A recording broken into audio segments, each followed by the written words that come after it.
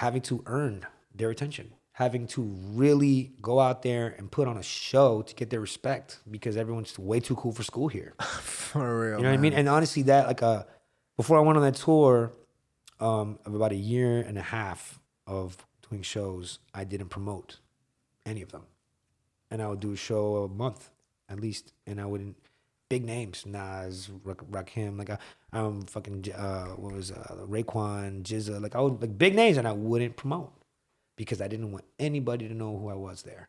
I wanted to get the raw experience. I wanted these people I wanted to be a stranger, and I wanted to see how I did in that arena to test my moxie. You know what I mean? Like to test what I'm doing, like test my skills. Because you could promote and bring 30 people, and then 30 people are screaming for you, and it sounds like you're a fucking king. Yeah. You know what I mean? But if you go in front of a bunch of strangers, and by the end of that show, they're all screaming your fucking name, you're a champion, and you're supposed to be on that stage. Put the Still Dreaming on there. Pow. You are always working, my You know friend. what I mean? You know, 2 for 2. Swim. Swimming. Getting there. I am swimming. Ladies and gentlemen, how are you doing? You know what I'm talking about? It's your motherfucking boy, Gamero, the Pharaoh, the poor man's Robert De Niro. You know what I'm talking about? Bald version. I am also very ecstatic to be here, another Thursday at midnight for you beautiful listeners. And you know what? I was actually going to hit them with a real time schedule, but it's actually Thursday. Crazy. Rarely, you know what I'm saying? We normally, we'll shoot on a Sunday, we'll shoot on a damn Saturday, whatever. But today, boom, it's genuine. It's Thursday, baby. And that's Thursday energy. You know what I'm talking about? We've never been closer to our audience. Yes, Same day. Ladies and gentlemen, before I introduce the illustrious guest that we have before us today, you know what I'm talking about? There's a man right here, you know what I'm saying, to my right-hand side, and that's my co-host right here. The man's got a shirt, a beautiful shirt, you know what I'm saying? A very appropriate shirt, very Midnight in Miami-esque shirt, you know what I'm talking about? Ladies and gentlemen, to my right-hand side, we got my co-host, Gabe, in his house. Inspired by my surroundings. Okay. Always dressed for the occasion. Gotta love that. You look greenery. glorious. I feel tropical here, you know? Oh, tropical. Bro, you could be a damn, you could be the mascot for Palacio de los Jugos right now. Maybe you know I what I'm was. saying? I get you a job at Bongos. Bro, that was beautiful. I interviewed to be a bouncer there, but that was before I lost my weight. You know what I'm saying? Ladies and gentlemen, how do I even introduce a guest with so many credits to his name? You know what I'm talking about? The man's wearing plaid. The man's got Jordan 1s on. You know what I'm saying? They look fire. You know what I'm saying? The man knows fashion. You know what I'm saying? But even though he's a fashionable man, ladies and gentlemen, the fortes of the artist before me, you know what I'm saying? Because this man is not only a powerhouse of one artistic realm, ladies and gentlemen, he's a powerhouse of 2 and possibly quite more. You know what I'm talking about? Ladies and gentlemen, it is my absolute honor to be able to introduce for the first time ever on the Midnight in Miami studio, we have musician / actor D.U.Ivan. I gotta stand up for that. Oh, okay. I appreciate you. D.U.Ivan. I love it. I'm gonna take you on tour with me, motherfucker. Bro, I get that a lot. Thank you so much. Brother, thank you so much you for for having joining me. us today. You know, an absolute honor to be joined today. Talk to us, D.U.Ivan. First of all, you know, if there's one thing that I gotta ask, you know, I normally start off a lot of the episodes with this question. Talk to me, brother. How did the current, some would say current, pandemic affect you, affect your artistic process? Were you going out to performances more, less? Were you recording more because of the lack of performances? Talk to us. Well, first of all, thanks so much for having me. Oh, thank you for joining us. It's an honor. Yes. It's an honor. I love what you guys do. Thank you. Sure. First time guest, long time listener.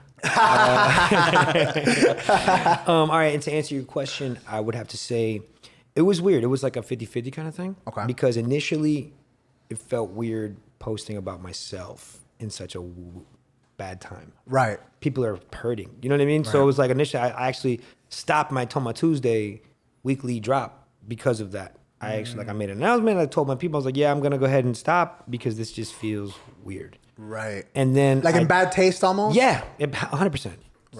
It's like, hey, the world's dying. Check out my music. You know what I mean? So like, it just fell in bad taste, you know. And I'm not that guy. As much as self promotion is important, especially, you know, I'm not exactly where I want to be in my career, Doug. So self promotion is of the utmost importance. Right. But at the same time, I'm a human being, and I'm asking people to like accept me as that human being. So what kind of human being would I be to ask for that in such a bad time? You know what I mean? Right. So it's like, as much as I want you to like my music, I want you to like me too, because that's kind of make you love my music. Okay. You know what I mean? So I need you to let people know I'm a real guy. So it's like, yeah, I'm gonna take a break. I'm gonna wait till it feels okay. Till like at least, you know, people, like I said, people aren't so hurt by it anymore. You know what I mean? People are normalizing, and that's kind of what I did. You mentioned being able to, you know, having people actually like you, and not only your sound, but you. Is it difficult for you to separate the artist from the sound? Let's say you have a controversial figure, Kanye West. You know, his political views have been talk of the town or talk of the news. You know, him wearing a MAGA hat, or there's just so many controversies surrounding him. But yet one thing that isn't debated a lot is his sound or his place in the music industry or the entertainment industry as a whole. Is it difficult for you to separate the artist from the sound? And why is it so important for you to feel like your fans like you as well as your sound? Well, to answer the second one, just for a second, not to completely dive into the answer, but just to be like, it's not so much wanting them to like me. It's wanting them to be myself so they like the real person. That's more what I want. It's like I want to be accepted as me. So I do want you to like me because that's what's going to make you like, but it's not like I'm putting up a front so that you like it. You know what I mean? I want you to like who I am. Hell yeah. So I'm going to be me to the billionth percent. Hell yeah. So if you like me, you really like me. You're not liking this front I'm putting on. Right. And now to speak to your first question, as far as Kanye and like that kind of situation, it's weird. It really depends on what they did or what they're being accused of. Mm-hmm. You know what I mean? Because there's levels. Of course. It's like, oh, you have a different opinion on MAGA and blah, blah, blah, blah, blah. That's different from like putting pills in a girl's drinks. 100%. You know what I mean? 100%. It's like, you know, it depends what state you're in. Nah, but you feel me? Like, you know what I mean? So it really depends on the accusations and the proof and all those things. But it's like, I try not to get too caught up in that because like, how many people have been accused and shit? And it's just like nothing. You know what I mean? Like, I have a good friend of mine who lost his job because some bitch was mad at him. Sorry to say bitch, but she was a bitch. You're good. There you go. I don't call women bitches, only the ones that are bitches. There you go. That's poetry right there. You know what I'm saying? But yeah, like, so like I've seen it firsthand. You know, and it's like, it sucks. I've seen it at such a small level, and then we've all seen it on large levels, on huge levels. Of course. People just trying to get popular or payday or taking advantage of an opportunity. So it's like, I try to take that with a grain of salt, wait for things to like pan out a little more before I make any judgments. Right. I try not to make any. Right. You know what I mean? Do you think that being in the you know, in the social eye, if you will, you know, being in everybody's surrounding or posting so much on Instagram, do you think that it's a double-edged sword in the sense that you're being able to connect with your fans in a way that maybe you weren't able to before, but by the same token, you're sacrificing a level of privacy? Well, definitely. Definitely. You're definitely going to get people like that cross the line, that don't know what the line is. You know what I mean? So you get that all the time. I get it all the time. You know what I mean? I'm nothing yet. I don't consider myself, you know, anywhere near what I want to be, but I still get it now. So I can only imagine how people that are like where I want to be get it. Hey, my dog was still in the room, you know what I'm saying, when they were making war dogs, you know what I'm saying? So, you know, you something, all right, brother. You something. You cut it brother, out. You were there with Jonah Hill. Rubbing elbows. Yeah, exactly. You know what I'm saying? Before, Never tell this guy's secret. Never tell. Before we got, you know, we started shooting as we were addressing technical difficulties, as we do with every episode. You know, we're talking about acting a little bit, which is another facet that you yourself love. Yeah. Talk to us about that a little bit. I mean, I love it. I love it so much. I think it's such an admirable skill that I've always looked up to people that could do it well, acting. So I guess that's another reason why I loved it. I've always used to go to the movies with my dad. That's like one of our biggest things that we did. You know what I mean? So it's like, I don't know. It's just like acting in that film and theater and all that shit just holds a very special place in my heart. And I used to do it a lot as a kid. And then when I moved to Miami, my parents got divorced and all those things. It wasn't really like an option, you know, as much. And then I got into music, end of high school, early college. And just very beginning, like trash. It was trash. It was really bad. Everybody that starts is horrible. I'm sorry. Like if you're like the 1 to 5% that is really good when you're beginning, like bless you. But most people suck when they start. Shout out AI. You know what I'm saying? That's just how it is. You feel me? So I mean, I just got into music. I loved it. I had a feeling that I could be good if I kept going. You know what I mean? So I kept going, and then through music, through the bands I was in a band called Your Mom's Favorite. That's beautiful. Oh, God, that's beautiful. Poetry. Yeah, poetry emotion right there. We did good. We did really good for a while. We were killing it. And through that, I met a bunch of directors. I met Garcia. I met Jokes. Shout out to both of those guys. Are killing it still. Jokes just directed my Capacito video, and he's doing a bunch of stuff with HBO, and like he's killing it. Big shout out. Big shout out. And then we got Garcia, who just won a Moon Man. Big shout out. You know? Big shout out. Bravo. So like, guys like that, like, you know, saw me early on, and I was just like, I just kind of like, fuck it. You only get one shot. You know, you miss all the shots you don't take. So I was like, yo, I'm an actor. Haven't acted in fucking 15 years. You know what I mean? Like, but still, I'm an actor. I can do it. Blah, blah, blah. I improvise the damn monologue right now. I'll figure this shit out. You know what I saying? mean? Like, and then because of that, they're like, oh, you are? And then I started getting work. And like with them, they started calling me for things and and a couple other guys. And then before you know it, I'm like, yo, I'm getting called by guys that are doing it. Right. I'm already getting cast. So I might as well try to get cast. You know what I mean? So then I started doing it like that. I got an agent and so on and so forth. By the way, big props on you saying getting cast as opposed to getting casted, which is grammatically correct to say get cast. Mad props on that. Mad props. Every single person I got casted, I'm just like, no, you didn't. You broke your arm, you dumb fuck. Oh my God. It's like Mr. Madruga's here. Shout out high school drama teacher. We have some gold stars in the back. Yeah. We're gonna Oh my God. I'll take it. I have a quick question, actually. So with between acting and music, do you find that there's any crossover? You had mentioned that you really are focused on being yourself in the eyes of your audience. So I guess some sort of like to provide them the real you. Yeah. But is there an element of like your persona as a musician that like you kind of turn it on and as an actor would? While still being yourself, I guess. Absolutely. There's definitely, you have to hit a beat, man. Like this is entertainment at the end of the fucking day. Like, there's a level of showmanship. I'm not coming here as Ivan No Doubt. I'm coming here as D.U.Ivan. Gang. You know what I'm saying? Let's be honest about it. Like, you know what I mean? Like my boy went for a swim before we started this shit. You feel me? Like that's what it's about. Like, you know, so 100%. Do I turn it on? Do I amp it up a little before I'm gonna be in this, you know, hat of D.U.Ivan? Abso-fucking-lutely. Hell yeah. Who wants to be bored and talk to the guy that wants to smoke weed and watch movies? You don't want to talk to that guy. You want to talk to the guy who fucks models and fucking raps and is in movies and shit and does shows. You want to talk to that guy. So you're saying that D.U.Ivan is you. It's me. Just with the volume turned up. It's just the volume turned up, yeah. With less fucks given and a little more I don't know, je ne sais quoi. You know what I mean? A little more, dog. A little more, go get it. I can't wait to find that version of me. Oh my God. But you're finding it. Look at that fucking mustache. Yeah, savage. exactly. And that shirt. It's a work in progress. Shirt. It's a work in progress. That mustache, you fooled me, champ. Yeah. It's a production.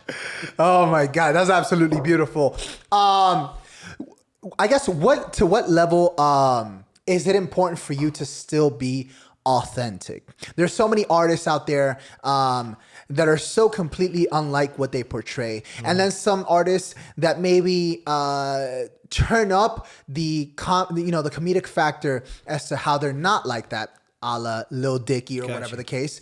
Love that guy. Right. Fuck, man. Crazy talented. His bars are just. Are you on the show? You watching the show? Oh, Dave, dude, I haven't. I know. I've heard that the finale. I haven't. Don't spoil anything. I won't spoil a thing. Okay. Get to it. Oh, I will. You better text me. I will. I got you, bro. It's so good. So how important is it for you to still be authentic while still remaining entertaining? It's so funny that you mentioned Lil Dicky because probably a few years ago when I first was introduced to him, that concept was reintroduced to me of being unapologetically yourself and diving into it because there's only one you. Right. And it's like, that's who you need to be. You don't have to be this thing you think. You are so much better than, anything else. If you're really supposed to be there. Right. If you're really supposed to be there. Right. If you are. That's the truth. That's the real deal of it all. Maybe you're not, and that's okay. Maybe you're supposed to help somebody else be there. You know what I mean? But it is what it is. But if you're really supposed to be there, who you are is enough.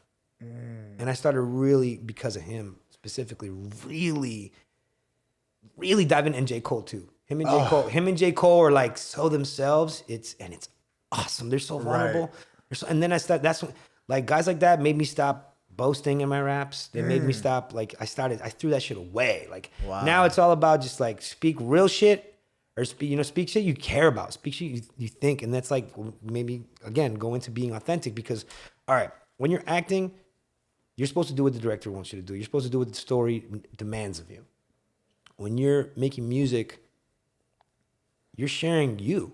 You're sharing your views and your and like how you see this life. And you're giving this incredible way to do it exactly how you want it to be unique to you.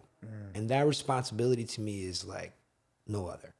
You know what I mean? Right. Because like, if somebody gives me their time in their ears and they put me in their iPhone, or they put me in their fucking headphones and they listen to me, dog, that's a gift, bro. That's a fucking gift, man. Yeah. I'm giving you my time right now. You better not waste it. Right. And I've wasted so many people's times in my earlier projects being all boasty and braggy and wasting my time thinking I sound cool. Straight the fuck up.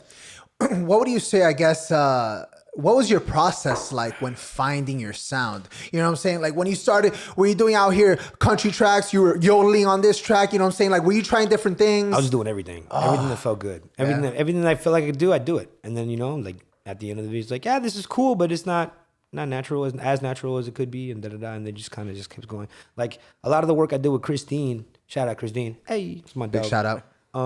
You got to get him on here too. Fucking monster, excuse me. He has worked with so many talented people. He's killing it. His resume is nasty. But he actually shouted me out a couple of years ago. He just hit me up because we had done a record, and then he hits me up, and he's like, "Dude, we need to do more records." And I'm like, "Fuck yeah!"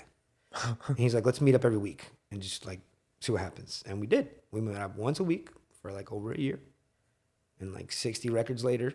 You know what I mean? Like, that's like The Notebook, bro. Like, it's that's beautiful. Yeah, it's romantic as fuck. Yeah. We didn't fuck, but I wish, that's commitment. You know what I'm saying? No, that's but beautiful. legit, like, we really did that, and it's to this day, like, I'm always gonna be grateful, and he's gonna hold a special place in my heart for that belief and that effort. And then it's just because that's believing in somebody. 100%. Giving them your fucking, just like, I'm just every Sunday, you and me are gonna work. Like, that to me, like, that's.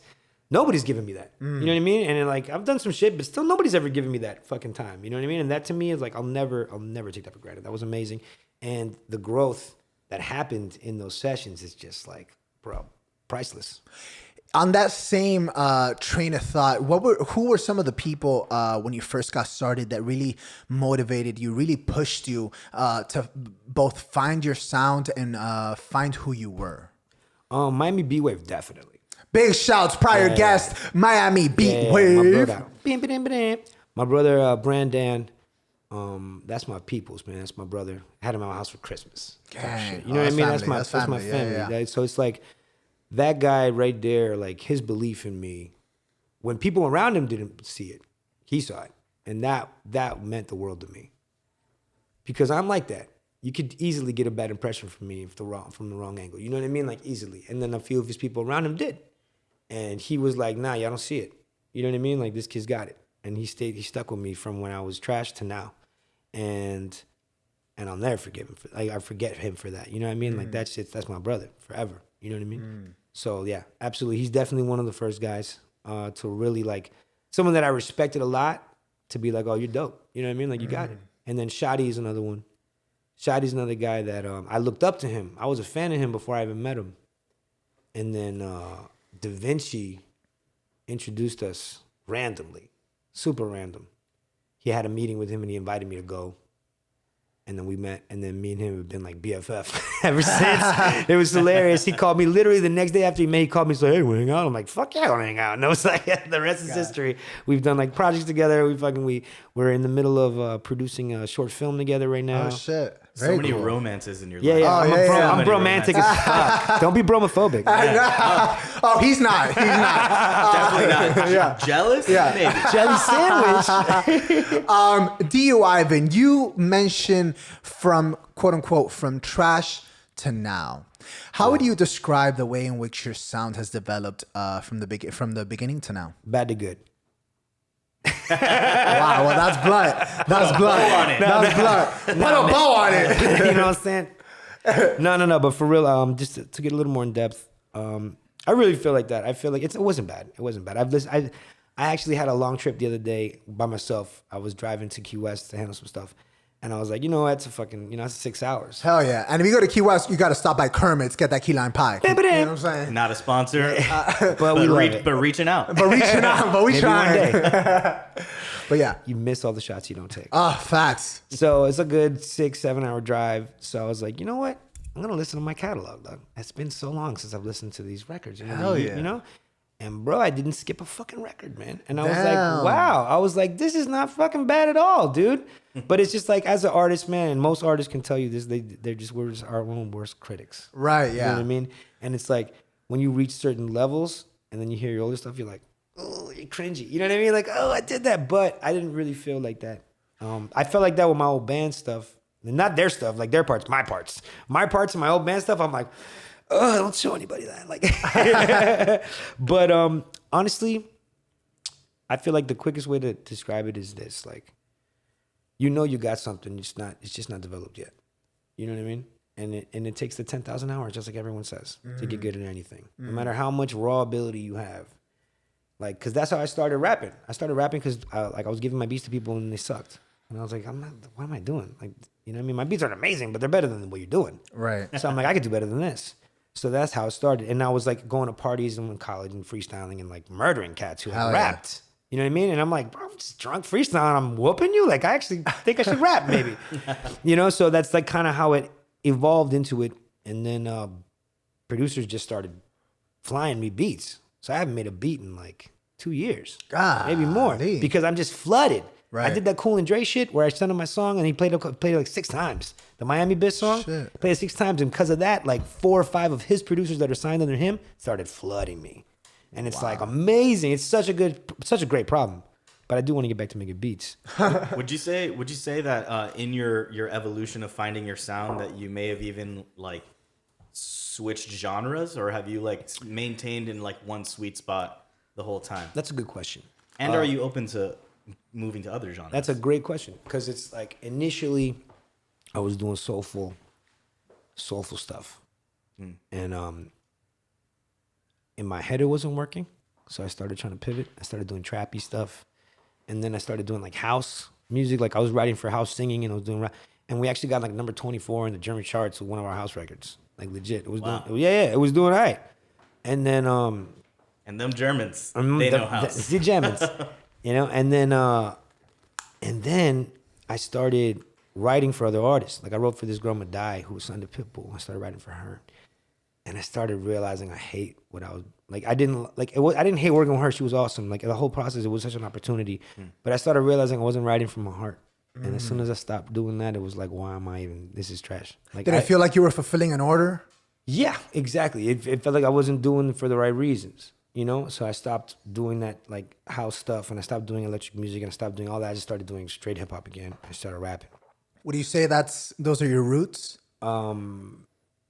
Soulful boom bap has to be like why I started hip hop for sure. Dang, bro. Oh, I fucking love that, man. For sure. Soulful boom bap. You gotta check out Watsky. Big shouts. I definitely will.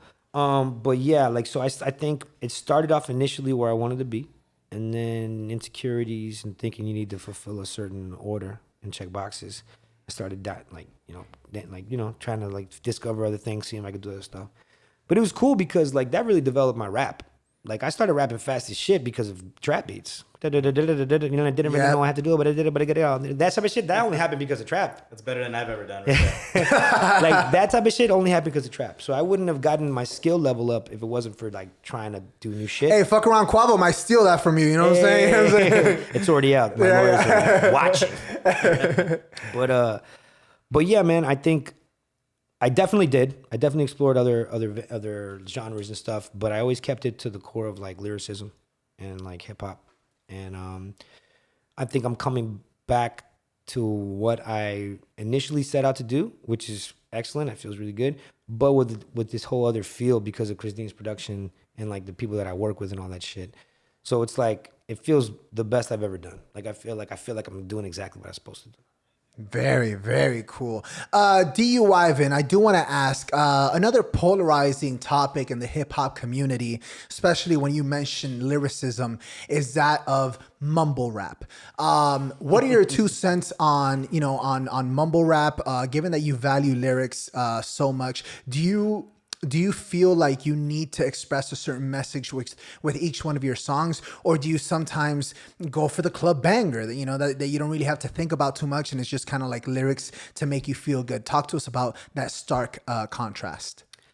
Well, personally, initially I was so bothered. Like I hated it initially, but then you start like keeping an open mind, stop taking it so personal, because I took it personal. Because like you try so hard at something that you revere, and these guys just shit on it, they shit on your favorite part of it, and they're fucking so successful. Yeah, it's like when you play poker with somebody and they play the worst cards and they win. Right. It's like, what the fuck? It's You're like making it's like everything you believe in is just being trashed in front of your face. So that's what it felt like initially. Right. You're writing quadruple entendres and shit. I'm not here caring about every fucking word, and you're like, you freestyled it. Yeah. It's like, bro. And you're like triple platinum in a week, and like I hate you. I hate your mom. Like I hate, but nah. Initially, I definitely took it personal, especially in the struggle trying to make a name for myself and all this shit up. Absolutely, and I'm sure like I'm one of a billion. Right. But as I just took it as it was, and just took it as entertainment, man, and started realizing there's room for both. There's room for it all. And then like I stopped taking it so personal, and then started finding things that I could appreciate. But for the most part, I hate to say this so blatantly, and like I'm gonna get hated on for this, but I think it's a fad. Facts. I think it's a fad, and I think it's going to be short lived. I mean, I think it has a time, yes, and then maybe aspects of it will live on because the production is fire, dog. Right. You can't hate on the production. The beats are dope. That's the only reason why it's surviving. Right. That's it. This guy has the soul of a politician, bro. You know what I mean? Way to wrap that up nice. Oh, that's beautiful. It's beautiful. But there pieces of it will survive. But I think overall, that whole shit will be some shit that people look back on like, yeah, I was a dumb kid listening to stupid shit. Yeah, bro. That's like putting fanny packs across your chest. You know what I'm saying? I walked in like that. No, bro. That's a timeless classic. Thank you. I was about to fight hard. Yeah. No, they don't look good on the fanny anymore. I'll tell you that much. Yeah, By the way, quick question. Yes. Is there a PC or polite way to refer to mumble rap? I feel like innately that's garbage. That's an insulting. I'm sorry. What? I blacked out. I'm sorry. What did I say? All right. That's all I need to know. Modern rap? I don't know. What do you call it? I just wish they wouldn't put the word rap in it. Ooh, that's so true. Man, that's a hot take. That right is there. no, but it's It's so called true. mumble. It's called mumble. Right. If they just called it mumble, like I would be like, bro, I'd actually probably like it. Right. You know what I mean? I'll be honest with you. If they didn't use the word, like, you know what I mean? So you just don't like It's it like because if it's desecrating what you love. You know what it's like? It's like motherfuckers started booty dancing and calling it progressive salsa. How would salsa dancers take that shit? They'd be like, are you out of your fucking... Don't call it salsa, motherfucker. Not gonna lie, I kind of love it. That's a great fucking name. Progressive salsa. 100%. But it's like, that's not salsa. But you understand what I mean? Like, that's what bothers me about it. It's like mumble rap. It's like, no, don't even put rap in there. Right. Because rap, they care about what they're saying. Like, right. From the beginning, that's what always been what it's about. Like, you listen to what that motherfucker's saying. That's why he's not singing. That's why, so you can hear him. Right. So mumbling it's like taking the whole point out of why we're not singing. Right. Let's get off the subject before he flips his I'm table. gonna lose. He's gonna burn this building down. Bro, just add fusion to it. It makes it sound nice. You know what I'm saying? But yeah. Ladies That's and how I feel. gentlemen, every single week, you know what I'm talking about? We have three, I said three segments, you know what I'm talking about? And the first one is actually called Mail Time. You know what I'm talking about? And in this beautiful segment, you know what I'm saying? You go on our Instagram and you yourself, you can check a post, whether it be Saturday, Thursday, Wednesday, whatever it is that we are having a guest come over. And boom, you yourself can submit questions for our glorious guest in the studio today. You know what I'm talking about? So make sure you go on that Instagram, hit that follow, and send in those questions. You know what I'm talking about? And the first question of the Mail Time segment is, and here we go. D.U.Ivan. Yes. Where did you come up with the name? I knew I felt it coming. Ooh. It had to be addressed. All right. Had to be addressed. So I used to go by Diverse. And then there was a rapper called Diverse, I found out. And he like did a song with Mos Def, and that's how I found out. He actually didn't end up doing shit, so I should have kept it. But you know, the universe does what it does. Excuse me. Oh, that coffee. So basically I was Diverse, and then I was figuring it out, and I was thinking about changing it, and then I get a DUI. And it gets talked down to like, or not talked down my lawyers. I had a lawyer and all this shit. And then it got down to like a reckless driving, but it was like the worst time of my life. Oh, I bet. I was living in I was like 20 something, I was early 20s. You know what I mean? Like just got an apartment, just figuring it out. And then boom, 12 racks. You know what I mean? So, yeah. So it was a worse like time of my life because it happened in Broward. So it was like 4 times the amount it would have been if it would have happened in Dade. Yeah, they're extra Caucasian. Yeah, bro. they're real saucy up there. So long story short, I get the DUI, and then this fucking guy that was like I thought was my friend at the time turns out he was a piece of shit. And this Shut is up, like, piece of this shit. shows you like how he was a piece of shit. In the time, like I'm on my lowest, and he comes in, he's like, "Hey, what's up, D.U.Ivan?" Nice. Yeah, he straight up. What an ass, yeah, dude. yeah. And I was like depressed in my bed, like fucking. He's walking to my crib. He said that, and it stuck with me. And then I like. That actually has a dope ring to it. Like, and then one day, like I had a joke because I'm like, I'm gonna keep it. Like, fuck him. Like it was one of those fuck yous. Hell yeah. You know what I mean? You know what? You're right. I am D.U.Ivan. Fuck you. Ooh. You know what I mean? And I kept it. And then like I'm like, all right, but I want to find a cool because I'm like an acronym guy. I love them. Like YMF, your mom's favorite. Like I love acronyms. So I was like, D.U.Ivan. And then I thought something stupid. To this day, I have no idea what this joke was gonna be. And I told my boy, hey man, you know what D.U.Ivan stands for? He's like, what? Don't underestimate Ivan. I go, Now it does. yeah. You got it. Yep. You got it. What? And the prize goes too. Like I was like, what the fuck? And then the more I thought about it, the more I'm like, I've always felt underestimated my whole life. Like I've always felt like that, always. And it just like stuck and it just resonated. I'm like, this is it. This is my name. This guy's a piece of shit. Also, he should also be the head of your PR. Cause like, I mean, Enemy's closer, right? Yo, Enemy's for real. close. he's getting royalties checked. No, he nailed it. No, you know what's funny? After I like kept in my name, a year and change later, he tried to convince me to change it. Oh wow. That's how you know. I was like, my god. gotcha, bitch. Nice. Wait, it's crazy that you had just gone through a DUI and he's like, hey DUI. That's like if I'm going through a breakup, you're like, hey lonely fuck. Yeah. Hey, you single bitch. Like, you know what I mean? Like, that's basically what he did. You know what I mean? And I was Oh like, my you know God. what? Fuck it. Whatever doesn't kill you. You know what I'm saying? So I'm like, you know what? And I like the ring Fuck of it. yeah, I man. like it. Way to turn shit around, Yeah, man. I facts. congratulate you for that, brother. That's fucking dope, man. So I'm not gonna lie, and this is only because I'm the least hip person that I know. That mustache says otherwise. So yeah. I started like reading up about you, listening to your music, digging what I'm hearing, loving what I'm reading. Thank you. But the how do I put this? Oh shit, we got a butt. How do I put this? So I'm a Harry Potter fan, I'm a big right? Harry Potter. So I'm gonna not say her name because I want to know how you pronounced her name when you read it before you heard it. The curly-haired wizard. Hermione? How did you read it before you heard it? I didn't ever read it. I've never read a Okay, single book. well, only the movies. When it was only the books, I would read it and I'm like, yeah, Harmony? Hermione for Hermione? sure. I'm like, yeah, Yeah, Hermione. Hermione cast a spell. Hermione. Hermione. Then the movie came out and they said Hermione. And I'm like, yeah, that's what I thought all along. Yeah, same. So I was reading about you becoming a fan, and I was like, yeah, D.U.Ivan. D.U.Ivan. Oh my god. I get D.U.Ivan. I get You D.U.Ivan. get Or I D.U.Ivan. get D.U.Ivan. D.U.Ivan. Oh, that's nice. That's the best. The girls call me that. I'm like, yeah, you know what? Keep that in your head when you. Oh yeah, play off that subconscious, baby. Ooh, yeah, But subliminals. now that I'm hip to it, I like D.U.Ivan. Oh yeah. Hell And yeah. that's what I thought all along. Man. Yeah, I knew it meant something. That's beautiful. Ladies and gentlemen, the second question from our beautiful mail time segment. D.U.Ivan. Yes. For someone who's never listened to your music, how would you best describe it? Good. No, Next one. Second point. next question. I would say real good let it ride music. Like road trip shit. Dope. You know what I mean? Hell like, yeah. Let it play stuff. yeah. Stoner shit. Stoner shit. Smoke and listen. Like, yo, like if you want to listen to music, put my shit on. If you want some shit in the background, I mean, it could work. But like, if you want to listen to some music, like really like, just get lost in some music, Right. put on my shit. Oh man. All those should be new genres on Spotify. Right. 100%. Because there's certain songs that you don't even listen to. You study to, bro. I'll put that shit on repeat. Bro, it's so funny you say that. I have like a fan of mine. Like it's like my prime and biggest fan, and I'm so grateful for him. He's in South Africa.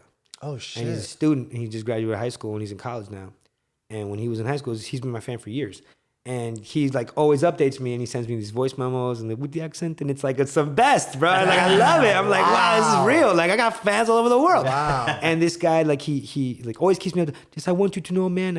I listened to what's that every time I study, man, and it gives me the most inspiration. And I'm like, bro, this is like the best. This is why I do it, dog. Like this is why I do it. And the fact that I have people out there literally putting my music on to like inspire them, dog. Like so he can study, so he can pass, so he can go to college and get a soccer scholarship. You know what I mean? Like, right. like that shit to me, like Before you die, you can say that you put Like, I something did through it. college. Yeah, for real. because like one of the reasons why I started writing, I never thought I would be anything, but I was like, when I was in high school, I started writing, and before I even thought I'd rap, it was just writing, and I was like, bro, if one day I could do for some kid what these rappers do for me, because I didn't really have a relationship with my pops and my parents very well, like you know what I mean. So I felt like, you know, as a kid, you don't have a good relationship with your parents, you feel like alone. And then when you're learning stuff from like strangers on music, and you're like taking their concepts and like really learning from them, and it's like, wow, this is amazing. And I was like, these are kind of like the parents I don't have. And like, don't get it twisted. Like I love my mom forever. My pops passed, I love him. But like, you know, it's like as kids, we all go through our shit. Of You know what I course. mean? And like, there was a time where I definitely felt alone, and like the musicians were there for me, Right. in a way that no one else was. And I was like, bro, if I could do this for somebody one day, dog, like maybe that's why I'm here, bro. You know what I mean? I'm like, maybe that's why I'm fucking here. And now, all these years later, I'm fucking doing that for somebody. Hell yeah, man. And that shit to me is like, wow, bro. It's like if I get famous and rich and like all that, it's like awesome. But like I kind of feel like I've done to an extent what I wanted that came out to do. Fuck yeah, man. And it feels amazing. You brought up, you know, that you came from your parents had it rough and stuff like that. Let's get into parent stuff, bro. Do it, bro. Let's get into parent I was stuff. hoping we did. I've honestly, and I can't stop seeing, like, I think people who have grown up like struggling in that way, I think it kind of helps them in some way. I don't mean to, 100%. like, No, but, no, like, no, no. It ignites something that No, I've man, seen it's in multiple artists. It's perspective, brother. Right. Yeah. That's all that ignites. It ignites perspective and it ignites like appreciation for good. that lack of comfort. Yeah, 100%. Yeah, pressure makes diamonds. You know what I mean? Like, without the bad, you don't appreciate the good. Yeah. My Like, parents love me and I suck. You're great. No, but you know what I mean? Like it's funny because I listen to a lot of comedians. I'm infatuated with stand-up comedy and like all that shit. I love it so much. Name drop a couple. Psh, bro. Are we talking about Tom Segura? I mean, We of course, I like Segura's. I mean, the best. Bro, I just saw Chappelle. Oh, I went. oh, you went? I went. Was there. Oh shit! Yeah, was there. I saw the billboards. Bro, I'm so jealous. I was I- fucking there, and bro, I was in shock for like a day, like literal shock. Like I didn't even know what I was going through because I couldn't talk very much after. I was there with 4 friends. I couldn't. I was like, that was amazing. And that's it. That's all I had. That's it for like a day. Is there like a different sort of aura when you're in the presence of someone who you know is so So good. Right. It's just, and it wasn't just that. The reason why I mentally prepared myself. We bought the tickets like 2 months before. You know what I mean? I'm like, I'm going to see one of my fucking idols right now. You know, you prepare yourself. But nigga, the guests he had, dog. bro, his openers were all headliners, bro. Oh wow. So it was 4 headliners, bro. Just like, Wow. what did I just watch? Right. Like, what's the roast master, Jeff Ross? Yeah. Bro, hosted Bro, it. oh my hosted the whole thing. God. Wow. Like, what? Wow. Yeah, him, and then we had Hannibal Buress. What? Yeah, just, hey, by the way, Hannibal Buress is here. Bro, I mean, those Also, are legit fucking headliners. love Dude, Hannibal Those and are then- legit and then- headliners. And then Donnell Rawlings was the right before. fuck, dude? Right before Dave Chappelle gives you 90 minutes. I give you all those guys, give you 30 minutes, dude. Wow. How much did you pay for this ticket? Bro, it was like $2. Like $200, like two something, like $250. No, well That's worth not it. enough. Well worth That's it. not- Wow. How are wow. we getting paid? Bro, Yeah, for my real. boys around me, I was like, dude, I'll pay $500. Let's go down there. Like, I want to sit down there. God Like, damn. I don't care. Wow. Yeah. It And the was thing is that, I mean, even experience. if you're a headliner, how do you turn down opening up for Dave Chappelle? Nobody You know what I'm does. saying? He's the No. GOAT right now. He's right, the right, GOAT. right. Period. He could have asked Kanye to open for him. He'd be like, Yeah, he'd be like, I'll be there. Yeah. And I'll do it for free. I like Miami. I'll do a couple of songs. Ladies and gentlemen, and for the last question of our mail time segment, D.U.Ivan, what is one of your most memorable moments in your career? Something that made you stop for a second and appreciate the process. Shit, there's like two big ones. The first one, well, I'll say the second one because it's quicker. I guess when I went on tour with Mayday, Oh, wow. I went on tour with Mayday, and that was an amazing experience. Shout out to Mayday. And one of the shows, because they do like blogs, you know what I mean? So they show who's opening with them, and they do the promo and stuff. So I guess a bunch of them like did research on me. So they were ready for me when I got to the thing. And bro, going on the tour and being like recognized and like looking at the way they looked at you, like that, when they're looking like, oh my God, it's him. And I look behind me thinking like, recognize behind me or some shit, because he's a guy to these motherfuckers. So it's like, oh, you're looking at him, like, recognize, must be right behind me. And no one's there. And I'm like, he's like, D.U.Ivan? I'm like, what the From the Spotify's? He's like, D.U.Ivan, right? I'm like, yeah. He's like, bro, I've been watching all the blogs. And like the way that they receive you, and then you go on stage and they know your fucking lyrics. Wow. In a city you've never yo. been to. Like that shit right there was like, wow, I'm doing something right. Wow. And then all right, that's the quick one. And then the big one that made me like really say, oh, I'm doing this. Like I'm really doing this. Yeah. I was in my first band, it's called 2 AM. All about music. Great name. So 2 AM was the first band I was in. I was with the crew. I worked at Fridays. They all knew me as diverse. They all knew I had my 2 AM hats. Like it was like, it was like a little college like kind of vibe, you feel me? So like, and then the Nas concert was happening in Revolution, right? So all of us are like, oh, we're all going to fucking Nas. You know what I'm saying? This is like 2008 or 6 or some shit. So it's like, well, Nas is like, Right. fucking Yeah. Nas. And also Revolution is a pretty homey spot for Nas. Hell It's in the yeah. back. It was the back, the outside. Oh, wow. Not the inside. Okay, The back okay. was Gotcha. Yeah, 2000 Yeah, yeah. plus.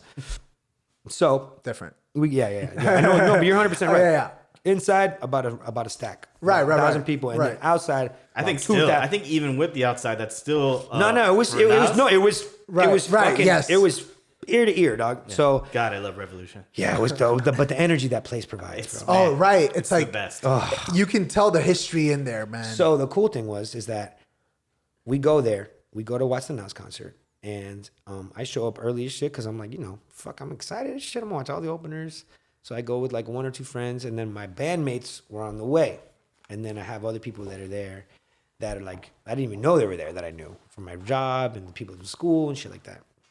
And I'm just watching the show, and one of these openers comes out, and he happens to be one of the, I don't know if you remember Freestyle Friday from BET. Yeah. It was on BET 106 in Park. And they had Freestyle Friday, and they would have the champions or whatever. So this guy was like a winner 5 weeks in a row on Freestyle Friday.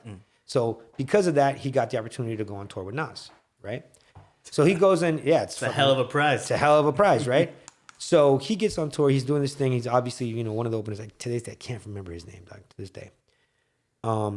And he starts doing his opening act, and they're like freestyles. They're like his raps over other beats. So the people, Okay. the crowd wasn't really feeling it. Like you could tell it was kind of like, nah, crickets or whatever. And then he kind of like, hey, cut the music. You know what I'm saying? I don't think you motherfuckers know who I am and shit. And he gets his belt. He gets like the belt, the champion belt. They Oh, give him I his- thought you meant another type of belt like my mom. You know what I'm saying? Nah, he Like, gets the belt, Yeah, like the champion belt from Freestyle Friday. He's I got a like, little scared this is too. what I do. This is what I do, son. You know what I mean? Like, I'm a freestyler. I rap. You know what I mean? You know what? I'm going to give y'all a chance to see what Miami can do, yo. Any of y'all rap? And I just like, oh, wow. and he fucking pointed at me. and he put me on stage in front of 2,000 people. Oh wow. What the? And I went up there and I was like, holy shit, he picked me. And then the crowd opens up and I walk up and I jump on stage. And bro, this is when I like first started rapping, dude. But I had those like, I'm a planner. You know what I mean? I'm one of those guys that likes to be overly prepared so that when I don't think I need to be prepared, I'm like so ready. Oh, same. Like I'm that guy. You know what I mean? So I had my Sway in the Morning Funk Flex rap Hell yeah. ready. Like Hell I already had yeah. it. You know what I mean? Hell Like yeah. I was one of those rappers. Like I studied KRS-One. Who KRS-One, whoever's on the charts, he writes a battle rap about them. Like that's the one of my teachers. You know what Baby, I mean? I'll do 5 Fingers of Death right now. You know what I'm saying? Like, So I was like, oh my God, I'm so ready for this. So it's like the whole crowd opened up. I jumped on stage. And then he's like, oh, you go first. And bro, I went in, I did my Sway, I did my dopest rhyme I had, and I dropped the mic and I turned my back on him. The crowd went fucking nuts. And he starts going, he's like, all right. And he starts going, they booed him, dog. oh my. They booed him off stage, bro. He didn't even finish his set. What They the booed him off stage and they're, diverse. It changed my life. Changed my life. Wow. Changed my life forever. I've never been the same. I've never been the same after that. I was like, did I just get fucking encored at a Nas concert? Wow. Bro, you gotta hit up Revolution. There has to be footage. Oh man. But I think it Get was that so long footage. ago. But my boy had it. But you know what I had? It was on MySpace. That's how long ago it happened. Bro, it reminds me of when Cannabis pulled out a damn notebook against disaster. Oh my God! Don't talk about that. I know.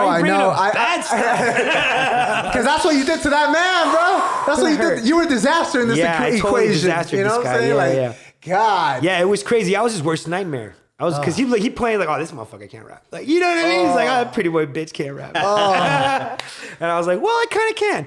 And bro, it was amazing. It changed me. It definitely changed. I was like, oh, okay, I can really do this. Wow. I can. If I just did that with no preparation to some guy who's been on tour with Nas. Wow. And then the DJ, bro, who's one of Nas producers. Oh, fuck. Nature was on the fucking on the wheels. And one of my lines, he goes, and I almost fucked up the rest of my rap because he did that because I knew who he was. I'm like, don't look that way. But like, though, that moment right there was like, oh, okay, I got something. Like I got something here. Like I got to keep going. I really hope that there was somebody in the audience that night that you really resonated with, that is looking for diverse out there. Yeah. And then they're listening to Real. this podcast That right would be now and they're like, Hell yeah. diverse is Yeah. D.U.Ivan. Dun, dun, dun. If you're out there, you're welcome. It's me. Bro, yeah, 'Cause yeah. Here he is. Bro, they're watching that video on their BlackBerry, on their Razor. You know what I'm saying? They're out there for real. Their sidekick. Ladies and gentlemen, thank you very much for sending in those questions. You know what I'm saying? Go ahead, check out the Instagram and send them every single week.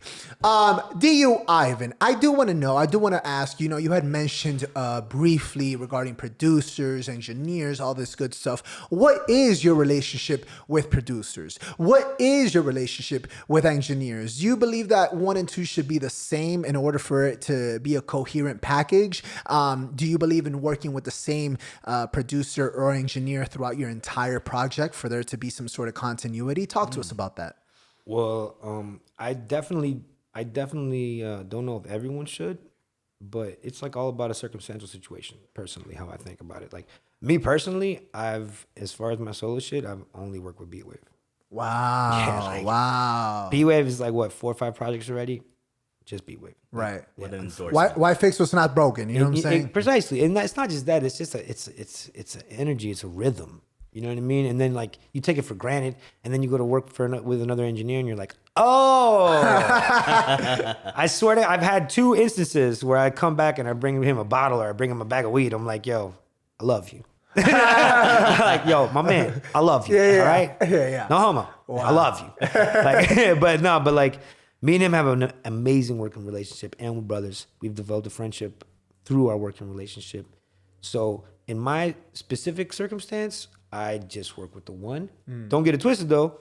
I've worked with a few. I worked with Gold 24K at Rebellion. Ghost Riders, one of Ghost Riders engineers, producers, but that guy's a fucking beast. Shout out to Gold, my man. Big shouts. Yeah, I just worked him recently. I did a feature for one of his artists, my man Swagger. And I did a feature for them. And bro, working with him was like a dream. So I'm like, bro, if Brandon's ever sick, You know, I got a guy. Like, yeah. No, but like personally, I think it's all about feeling. So it's all about chemistry too. Like just because someone's good doesn't mean you're gonna have that vibe with them. I just got lucky to have like me and Brandon get along like a lot. Like, Right. You know, we're like really good friends. And then Chris, the same. Chris Dean, same thing. Like I've noticed that like if we vibe on more than one level, I'm probably just gonna stick with it. Cause like you said, if it's not broke, Right. don't fix it. Now, do I like to experiment? I like working with a lot of different people. Fuck yeah. But that's different from like the base of it. The base of it is like Brandon knows me and I know Brandon. Like, you know what I mean? So like we have this thing. So like he knows me on a personal level.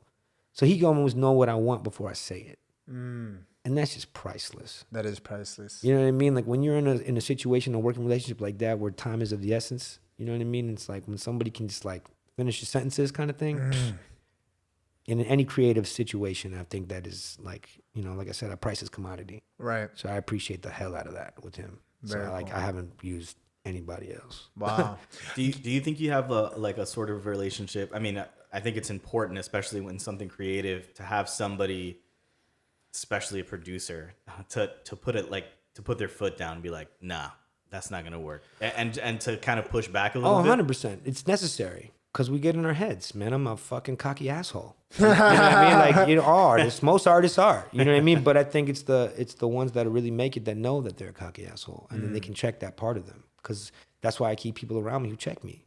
Like, if you're not my friend if you haven't told me I'm an idiot once. You know what I mean? If you haven't said, hey Ivan, you're being loud, you're not my real friend. Because I'm loud all the time. So if you haven't told me that once, you're not my boy. You know what I mean? Like if you're not gonna tell me the real shit, you're not my friend. Right. So I can't trust you. Like everyone needs to be checked, no matter how good you are at anything. Is it a fine line for you between someone telling you, hey, someone that you respect in the industry, hey, you know, this doesn't really work, I don't think it sounds good, and you actually listening to them and applying that, you know, and scrapping the verse or scrapping this or that or whatever the case, or being like, hey, I appreciate the constructive criticism, I still think it sounds fire. Yeah. Where do you I've lie had on both this? situations. I've had both situations. There's times where you're like, you know what, you're right. I probably kind of called that in. I could do it better. Or there's like, no, that's how I want to do it. And if you don't like it, we can just take me off the record, or we can figure it out. But this is how it's going to be. There's definitely been both. Right. But I'm humble enough to accept, you know, the latter. I'm humble enough to accept the one where it's like, maybe I could do better. Because I've put people in that situation, so I'm not a hypocrite. You know what I mean? Like if I can look at your stuff and be like, you could change it, then you could definitely look at mine and feel the same way. Right. You know what I mean? Yes. Especially if it's not my project. But I'm such a producer with it. That's mostly my project most of the time. Do you think the best songs are the ones that have a lot of like that come from a volatile place, a lot of pushback, a lot of back and forth, a lot of drama, or do the best songs come easy, where there is not a lot of pushback and it just goes? The ones I don't think are gonna be shit are usually the best ones. Really? The ones you don't think are going to be shitty? The easiest ones, the ones that have the least effort are the best ones, in my experience. Really? Yeah, look. Always. And don't get it twisted. The ones that you put effort in usually are great as well, but for some reason Those are for you. No, they're still good because you put that effort in them and you got them to where they know it could be. But a lot of times when you make a record and it just kind of flows out of you and you did it in 3 minutes and you're like, what the fuck? Those are the best ones. Do you know? Like when you get them out, you'd be like, Nah. yeah, that's the one. Nah, like I just there. released a record called Cafecito, and when I wrote, Talk about knowing your audience, you know what I'm saying? Pandering. yeah. when I wrote that record, I didn't even think I was gonna release it. I thought it was silly. You were going to scrap it? I need that cafecito in the morning. Yeah. That's the silliest shit I ever wrote in my life. Like, I thought that was dumb. Mix it with the reefer. Like, I thought that was silly. And then the more people heard it, they're like, that's just fire, dog. And it's about like, me. Yo, I'm telling He's you. speaking to me. Yeah, because a lot of times the best shit is the most honest shit is the quickest shit. You get what I mean? Yeah. The most like transparent, you know what I mean? The most like shit that people will feel the most is the shit that you didn't think about because you were just feeling it and you just said it. Like I had a song called That's a Given, same reaction. I made that shit in 10 minutes and I was just writing and I found the hook in my verse. You know what I mean? We're like, oh, that's a catchy part of my verse. Let me make that the hook. And I just kind of just did it in 2 minutes because I liked the song. I liked it. I liked what I was doing. I didn't think this was going to be like the one I show people. And then I happen to show somebody, they're like, dude, that's your single. I'm like, really? It's like, that's what I've found in my experience. It's the ones that are the quickest, the ones that I think of the least of are usually my best songs, dude. Wow. It's so weird. Gabe, do you find that in the kitchen, is it similar in regards to you having to have a good vibe with the people that you're working with? Or if someone is astronomically talented, is it conducive to a good work environment to put that aside for the greater common of the food or the dish or the restaurant? So, actually, what I asked him kind of stems from my feelings on that, because I've worked culinarily, at least, with a numerous amount of people, and I find that both ways works. Like I've worked with really intense personalities that like we don't necessarily see eye to eye as what the finished product is going to be, but that we like constantly fight about it and like, you know, and get loud about it and go back and forth. But then what comes out of it is this amalgam of like both of our minds or both of our visions of what it's going to be. And it supersedes both of our expectations. And then there's other times where I've worked with like basically like my spiritual, culinarically spiritual like twin. Right. And we're always vibing. We're like, yeah, a little more of that. Yeah. A little more green on that. Sick. And then like, you know, it just becomes like a really intense, like a almost brighter version of what we unified, like thought it was going to be. So I'm always interested in how other artists attack that. And I was actually surprised by your answer. And I kind of wish that it was only the easy ones for me. Because it's, you know what it is? I think that the huge difference is that I get to choose my work more. You know what I mean? You get what I mean though, right? I get you. So it's like a lot of times when I'm putting the thing together and I'm putting who I'm going to work with together, I'm handpicking them. I'm not put in a room with someone because some other guy thinks we'd mesh and you guys are both talented. So it's more like I said, I'm big on producing my own shit. Like as far as like maybe not making all the beats, like I don't like Chris does that, but I like produce. You know, I make sure whatever musicians I want on it, whatever singers I want on it, like I'm the one who gets it all done.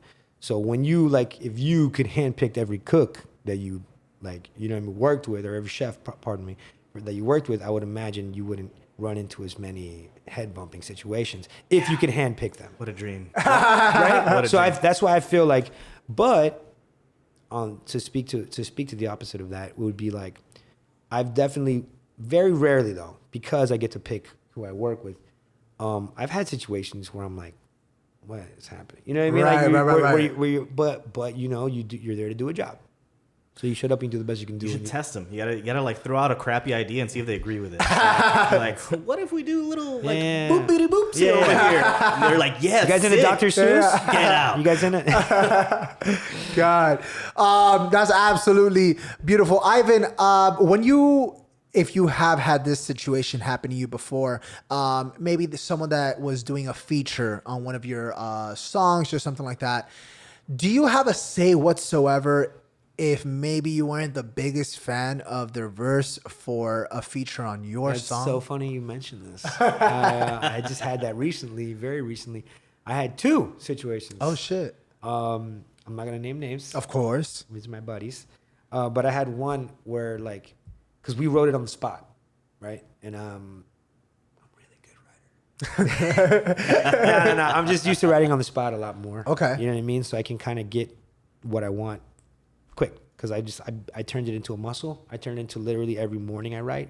So it's like, you know what I mean? So it's like more like a muscle. It's like a muscle. Right. So it's like easier to get to where that place, you know what I mean? When you're just doing it more often. And so not everyone can write on the spot.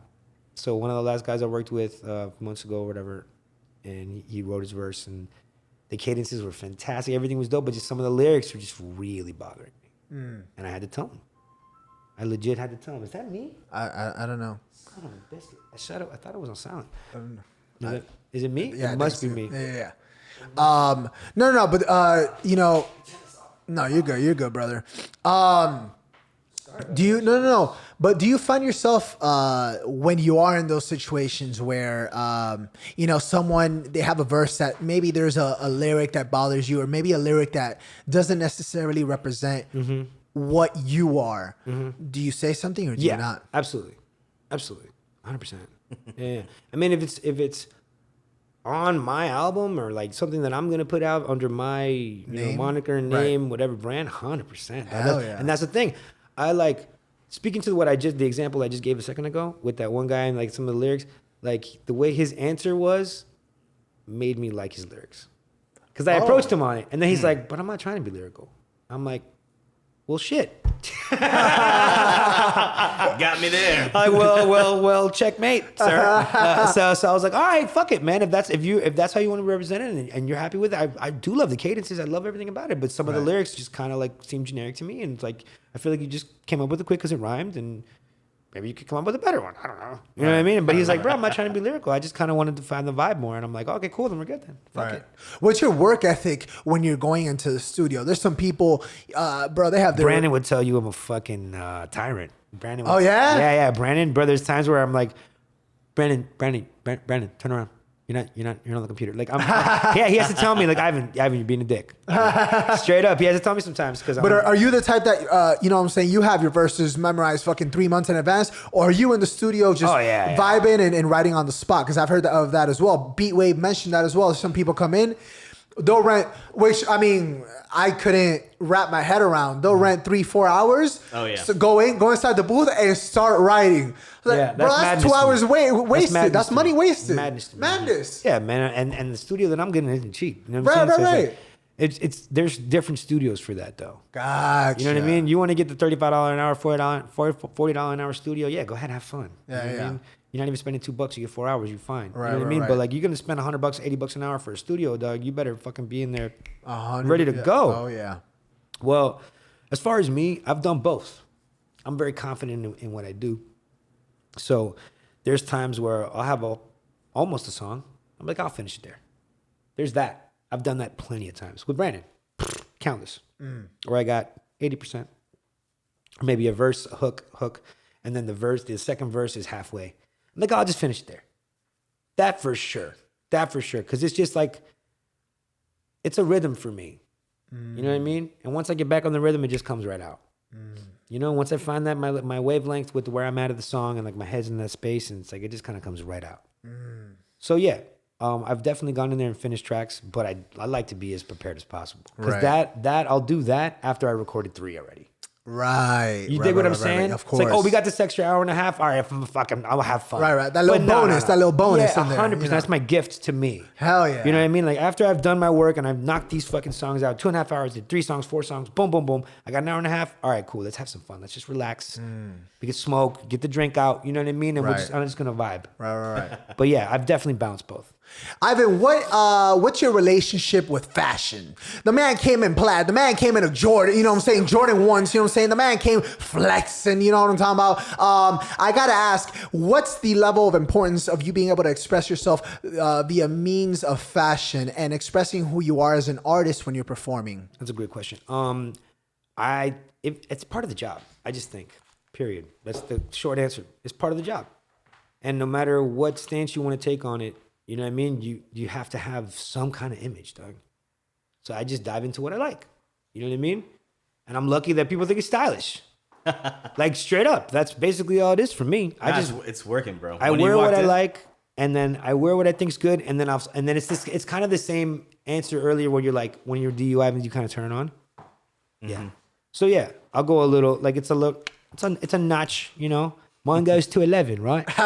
You see, the normal will go to 10, but mine it goes to 11. Right? This is the second good impression you've done. Yeah. You guys have seen Spinal Tap? You guys have seen that? Yeah. Okay, I was making sure I was safe. I think you got more in the chamber. Yeah. I got a lot. I think you're one of those people that practices your voices in the shower. Oh yeah, and the poker games. And he does voice acting. You know what I'm saying? So You know what I'm saying? That's facts.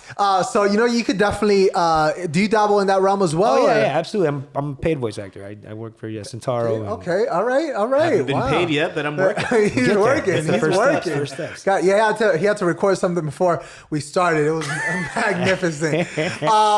Ivan, I do want to know. You know, you had briefly mentioned this story of this fan of yours in South Africa. Yeah. How impactful is it to know that you constantly say that that you're not shit, quote unquote, or that you haven't, you know, made this or that, whatever the case.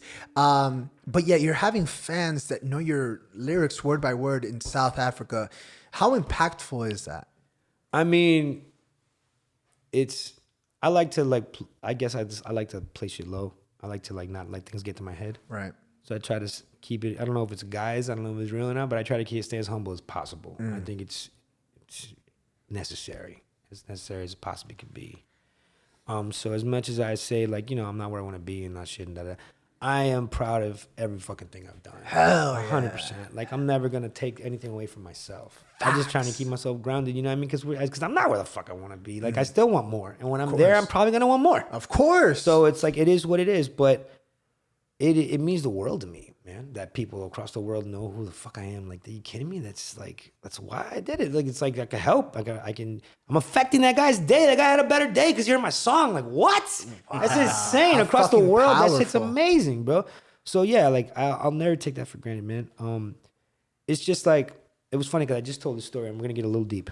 Please do. A little deep. Let's go. Sorry guys, but it was funny because I was with a lady friend, and she was vibing. She was like, she likes my music and da da da, and she's a really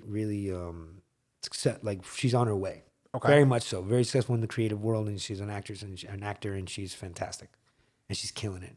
And then we're there driving, and she asked me a question. She's like, "So, don't take this the wrong way." She's like, do you have a plan B?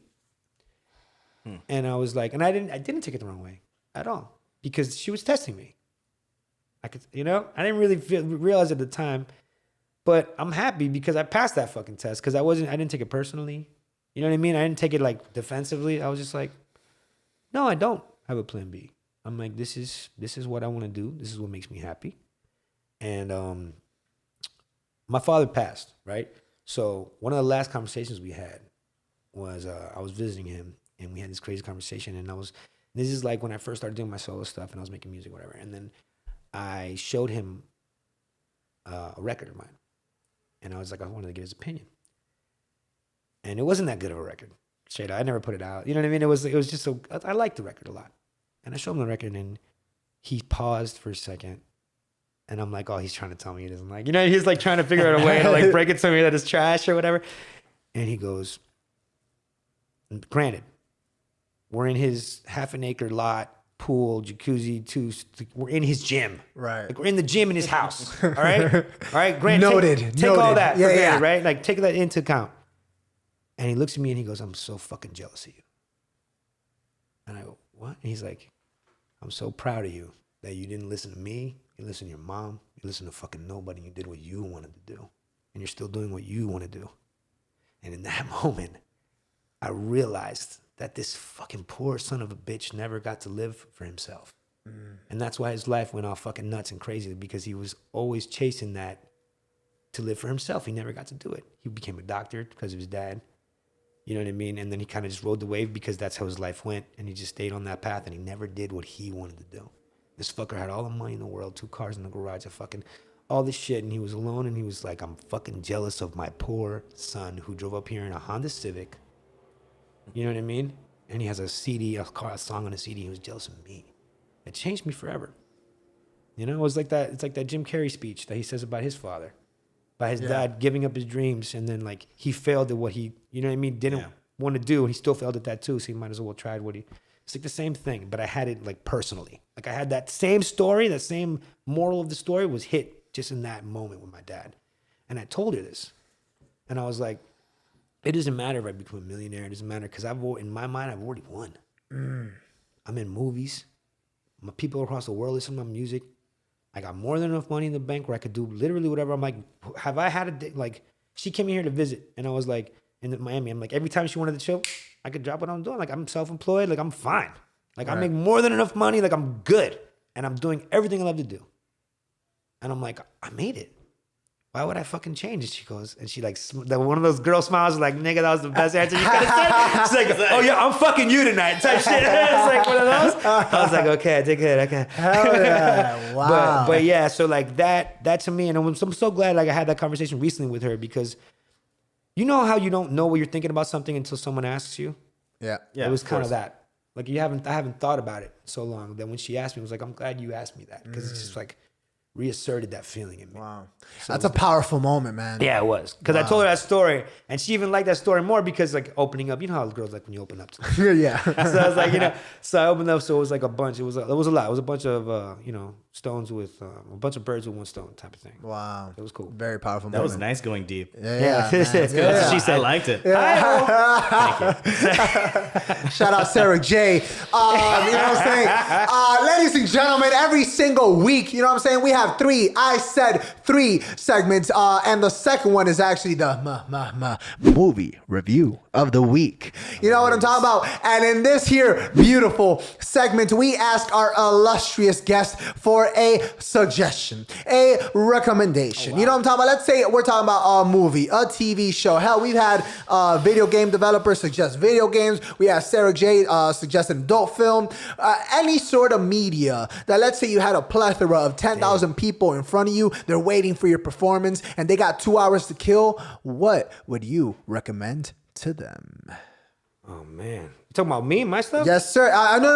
Like a movie okay. that you're watching. I got one. I got one. A good one. Also, I mean, you can just suggest your discography. I'm going to say this because the movie's coming out soon. The new Batman. The new Batman with Robert Pattinson. For real? It's coming out in like a year or so, right? They're almost done with production. Got high hopes. High hopes. That was a strong casting choice. I'll tell you that. Now here's why this is why my suggestion is coming. This guy's getting hated on. Like diamond vampire shit. Like he's getting hated on so crazy, but nobody's done their homework. Nobody's watched his gap in between those movies and now and all the monstrous things and performances. His indie work is Bro, awesome. it's so good. Bro, did you see him in the Lighthouse? So did you see him in the good. Lighthouse? Of course you saw him in the Lighthouse. Insane. Bro, Was he's that- so good in that. Was that him in P.S. I Love You? Don't remember. Yes, I love you. Don't worry about it. The Rover. Have you guys seen The Rover? Rover's haven't. super. Guy Pearce. It's a dystopian future in Australia. Guy Pearce, him, and a couple others, and it's just like, it's like Mad Max, like 5 years before that crazy shit. Like imagine if Mad Max World, right when it went to that, right when it went to chaos, before there's crazy cars and shit, like that kind of vibe. Gotcha. You know what I mean? And bro, he plays this. I don't even want to get into it, but he's incredible in that. And if I have to give one recommendation to like convince people that this guy is not only the next Batman, but he's the next superstar, Oh, shit. it's this movie called Good Time. It's on Netflix. It's one reason why I'm recommending it because it's easy access. It's called Good Time. It's by the Safdie brothers. They did the Uncut Gems with Adam Sandler. Oh, shit. Yeah, they wrote directed that, and they wrote was a directed. banger. That's a banger. Yeah. yeah, and that's how they got Adam because of Good Time. The movie. That's because he said no to that. They tried to get. Oh, shit. They tried to get Uncut Gems done like a year before Good Time, and then they did Good Time, and then Adam's like, oh, maybe I'll work with these guys, like that. Like I'm telling you, like, bro, this kid is the next guy, bro. He's the next Brad. He might even be better. Like he. Oh, is, shit. Yeah, And man. Good Time, how many stars out of 5 would you give it?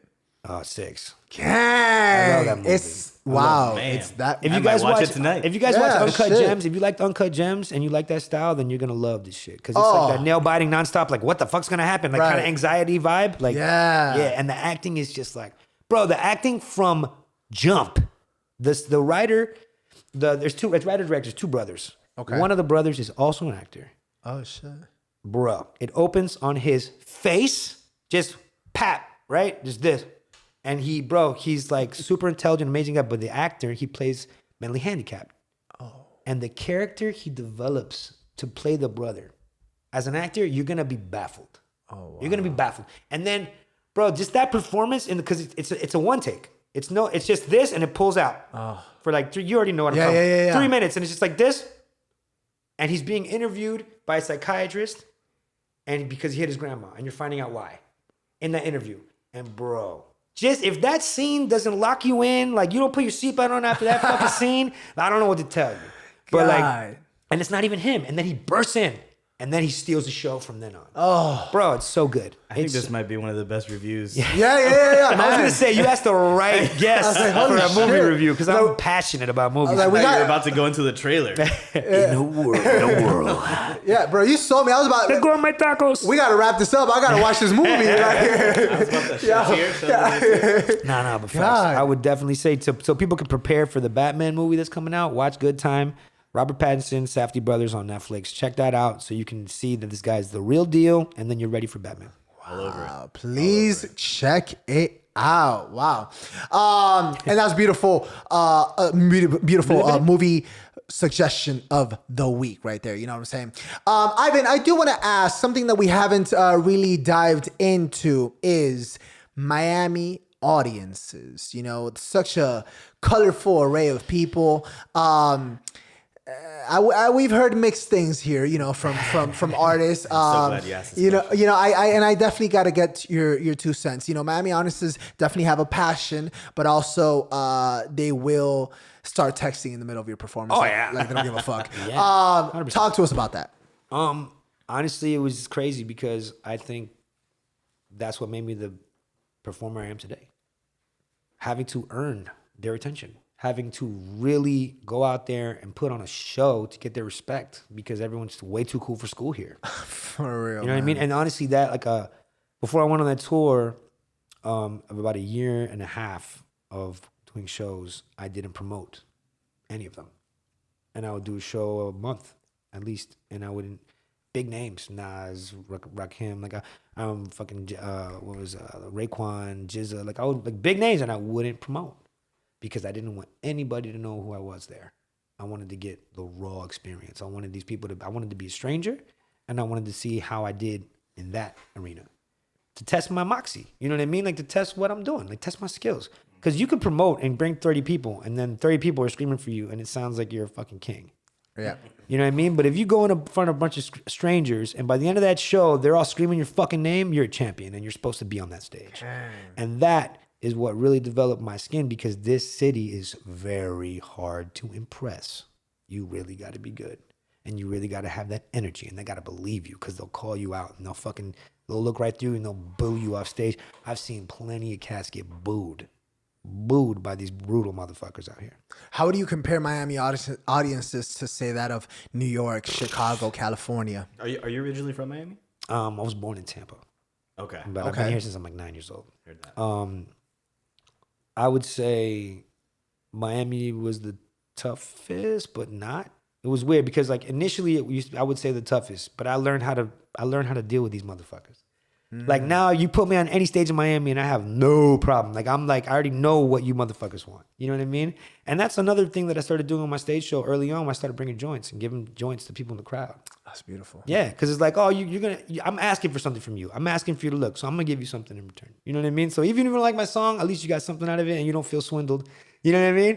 And then it's just like a nice exchange. And I started doing that initially. That's great marketing, man. I mean, Step 1, bribe your audience. you want to be memorable? Give somebody weed. That's facts, though. That is big facts. Give somebody a joint and a your- party. Give somebody a free joint at a party and don't ask them to pass it back. Put They'll your remember information on the side. They'll tell your grandkids. They'll tell their grandkids about you. I remember this one nice kid. Gave me a pot stick. Gabe, how does that compare? I guess what would be the technical term is for food? Is it audience as well, or I guess guest. guest is the more appropriate term.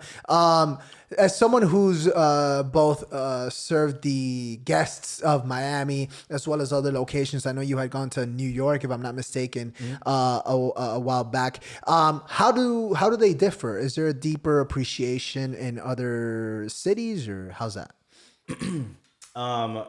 I mean, directly comparing it to New York, I just think New York has how am I gonna put this? More, maybe deeper connections to their cultural roots in terms of the city, not necessarily, like in Miami, we have in touch with our Latin roots and stuff like that. But people in New York, they're really in tune with like their city and like what's produced there and things like that, and the food that's there, and in your case, the music. So I actually found it easier, in New York to please the audience. Like when I served my food there, I mean, it was in the James Beard House. Dope. And they that sounded like I was just like Flex. by the Dropping way. names. But yeah, like they like applauded and like standing ovations and stuff like Oh, that. shit. And that has never. But here's, I was gonna say that because I didn't touch on that in my answer, but thank you because you just reminded me of that. Another thing that you have to realize is that when you're opening up for like a big name or something like that, especially here in the city, they're not here to see you. Exactly. Yeah. They're waiting. They're dealing with you till they get to the guy, right? On like when I went across the country, they were there to see us. They were there to see Mayday. But then like the deeper in the thing, they get to know you, and like I said, they started listening to you, and they're there to see you too. Mm-hmm. So I mean, and not only that, bro, you start going to Middle America, they don't have anything to do. I'm not trying to hate. I'm just speaking facts, right? So you talk In Utah, I'm Prince. You know what I'm saying? Like, I'm telling you, it's wild. Like it's wild. Like, you don't realize what you're doing for these people. Like you are like helping them escape from their mundane reality. Your color television. Yo, it's exactly. you're You know trying what to I mean? get away from John in Deere. a world of Morse code, you're color TV to these people. Like that's what it feels Yeah, like. yeah. And you go and then you spend a day there, and you're like, yeah, there's nothing to do here at all. Oh, It's not even a shit. Chili's in this bitch. Bro.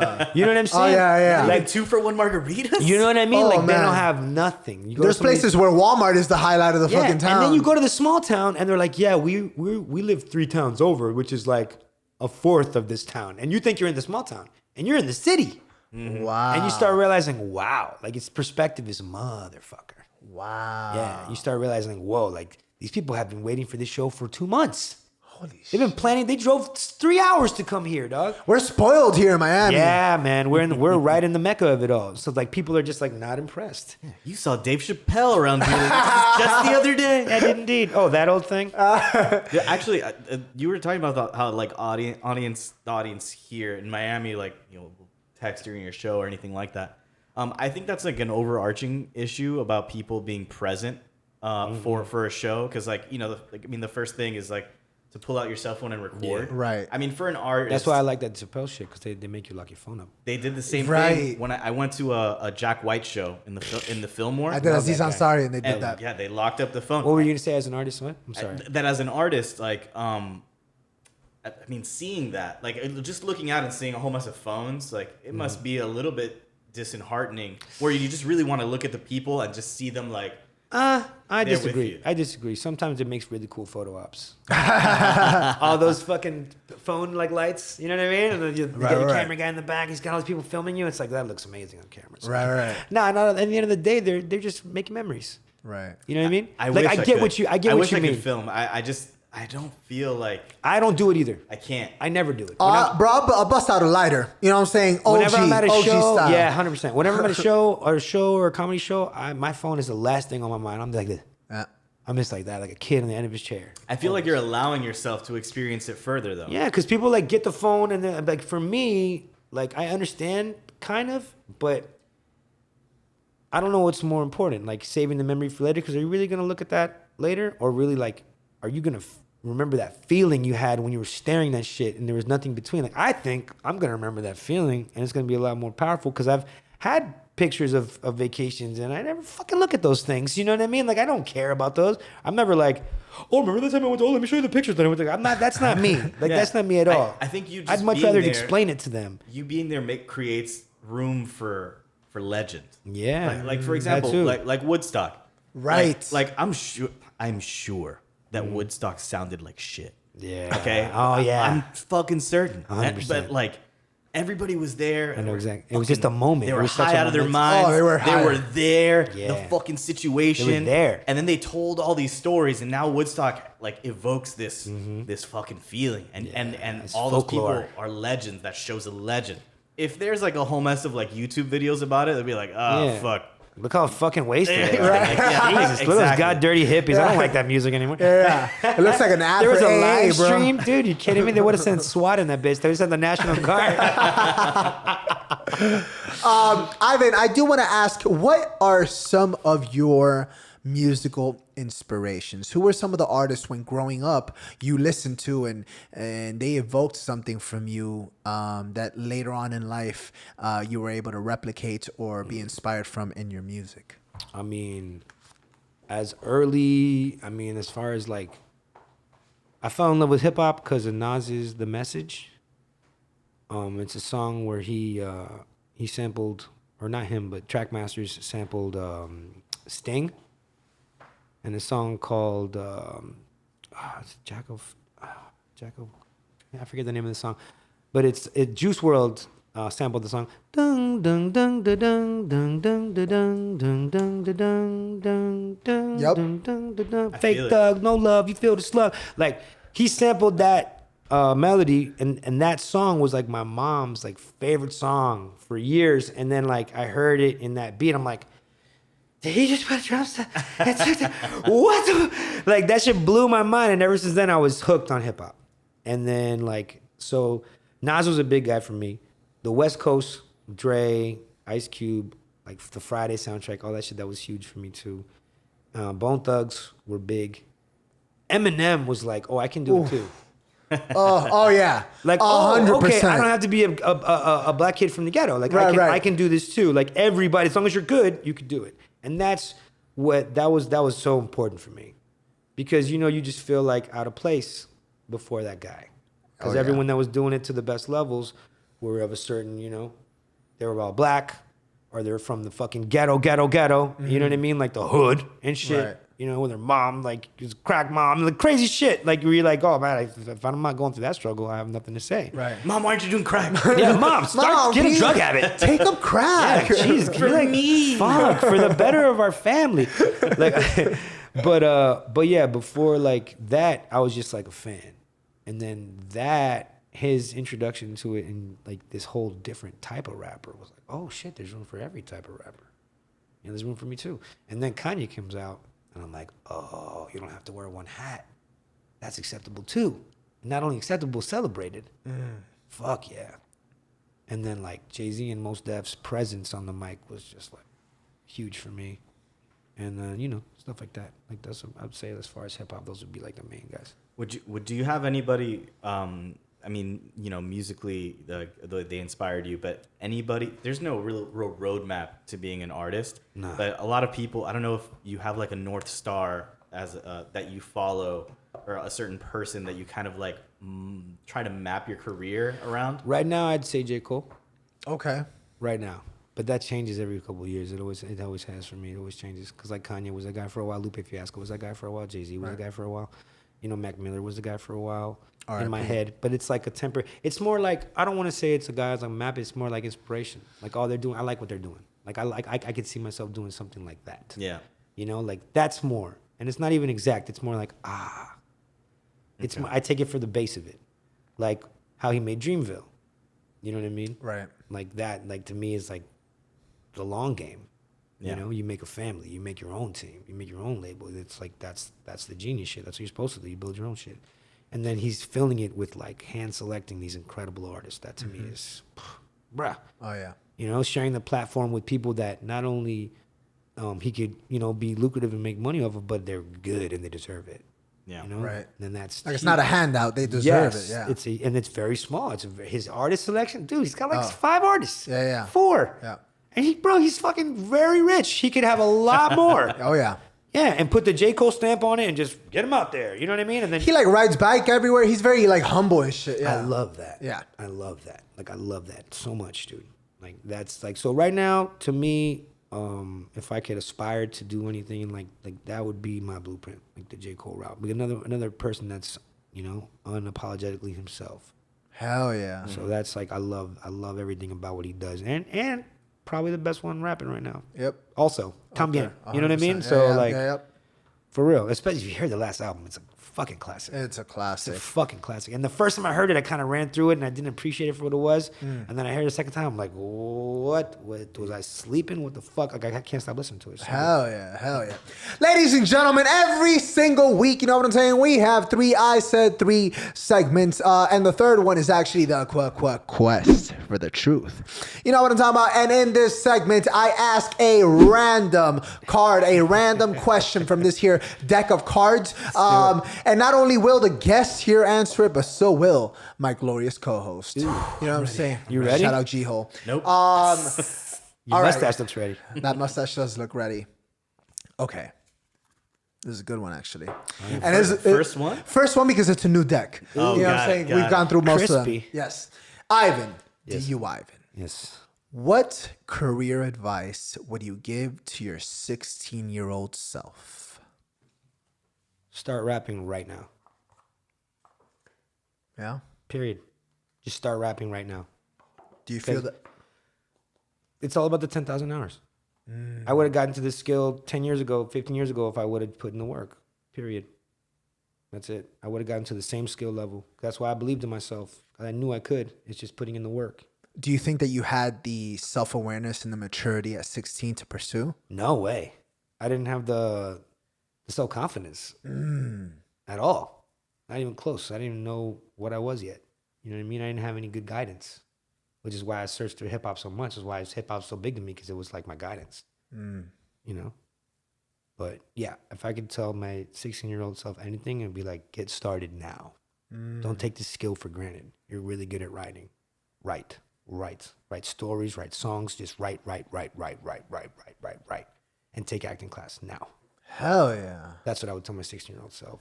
Great advice. Gabe, what career advice would you give your 16-year-old self? Stop eating carbs.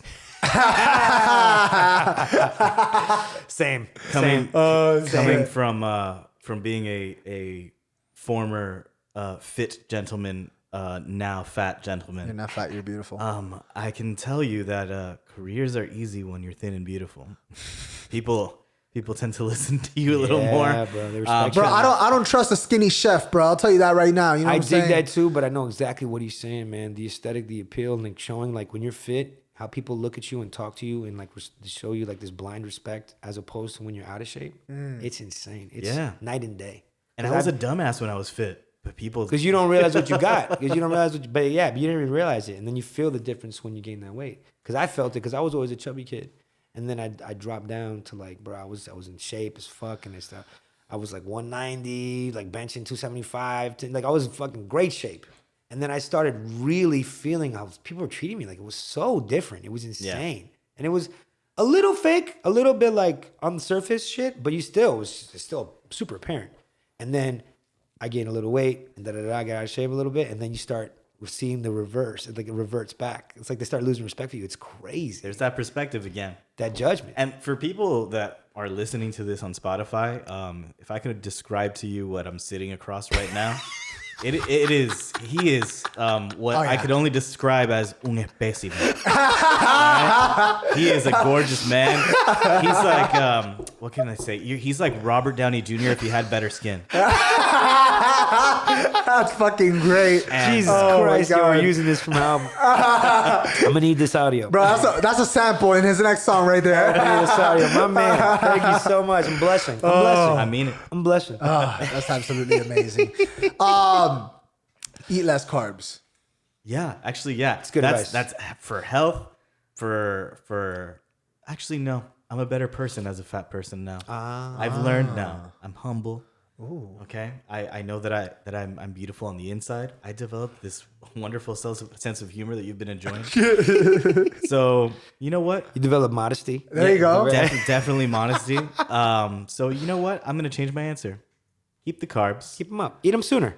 Eat them sooner. Hell yeah. I would honestly just say, try to fuck up more. Okay. Honestly, So you learn? Man, I kept myself from a lot of shit because of like really scared For the fear of fucking up? 100 times. Fear's a motherfucker. And I would like over prepare like you, sir, for a lot of things to the point that I would like become frozen because I'm like, I'm not prepared enough. Oof. So I think things started getting better for me when I was just like PLP, you know? PLP. Gotta PLP love that PLP. For the uninitiated PLP. Palapinga. Palapinga. That's beautiful. That's beautiful. That's a good answer. Ivan, is there, and thank you for answering those beautiful questions. If I'm going to answer it myself, I would say say. Oh wait, let's do this right. Yeah, Let me ask you. Okay. Juan, Yeah. your 16-year-old self, what advice would you give little Juancito? I would say. I would say. Memorize more monologues because you can never have too many monologues. Ever. I still know my high school Macbeth, and I say Macbeth while knocking on the table because if not, it's bad luck. Or the Scottish play for my theatrical inclined people.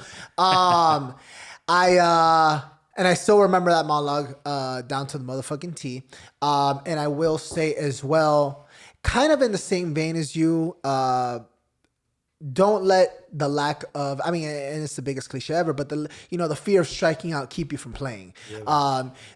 And it's not something that I would do too often, but don't ever get intimidated by the level of the audition or the how important this audition may be or who you're auditioning in front of. Because you hear, I mean, and I'm sure you've heard like all these terror stories about overthinking certain things about an audition. Like, you don't know if the casting director is a germaphobe, so you don't know if you got to shake their hand or not. Yeah, so now it's like, do I shake their hand? If I shake their hand, they hate me already. If I don't shake their hand and they're old school, they think I'm rude. It's so crazy right? that Like, you're talking like that because it's like what I noticed from castings was I always got the jobs where I didn't give a fuck. right. Whenever I go in there and I'm just me and I'm like even in a good mood and maybe a little obnoxious, Right. got it. Right. Mine, because guess what? Only I can do that. Right. Anybody can be polite and think they're doing what you want them to do, but only you can be fucking unapologetic. Only you can be you. And actors, and then another bigger actress at the time years ago was like, oh no, Ivan, they don't want what you think they want. They want you. They just don't know it yet. Right. Best fucking advice I ever got. Yeah. They want you. They just don't know it yet, motherfucker. You got to show them that you're what they want. So you got to be you. Right. And then, do it in your way. Nigga, make choices. Have fun with it. Hell yeah. Because then they're going to be like, that's not what I want, but I love his balls. I love that he's willingness to do whatever. And then, like, I can work with that. Right.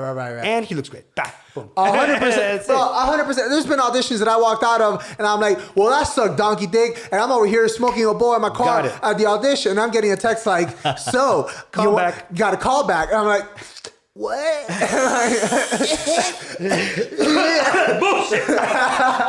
It's literally how it goes down, dog. For real. 100%. Oh, my God. Been there, dude. To summarize, PLP. PLP. That's the best attitude to have. D.U.Ivan, before we start wrapping up this episode of colossal proportions that we have had today, I do want to ask, what do you foresee for yourself in the next 5-10 years? What's going on in the realm of D.U.Ivan? Well, same but bigger.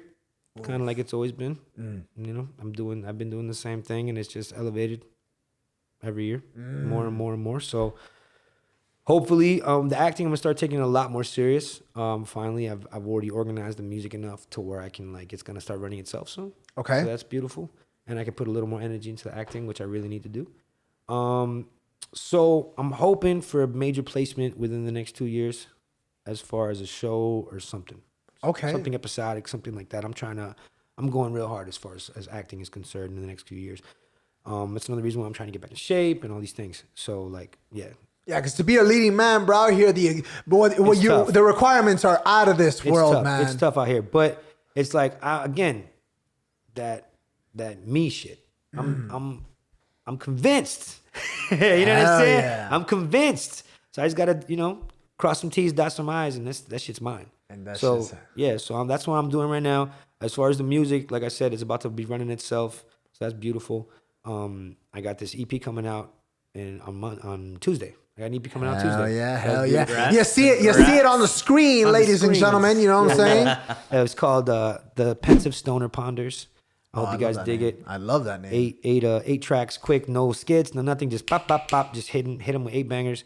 And then I have about 48 unreleased songs that I'll be giving y'all soon. Aside from those, and then I'm thinking this year is when I'm gonna drop the album.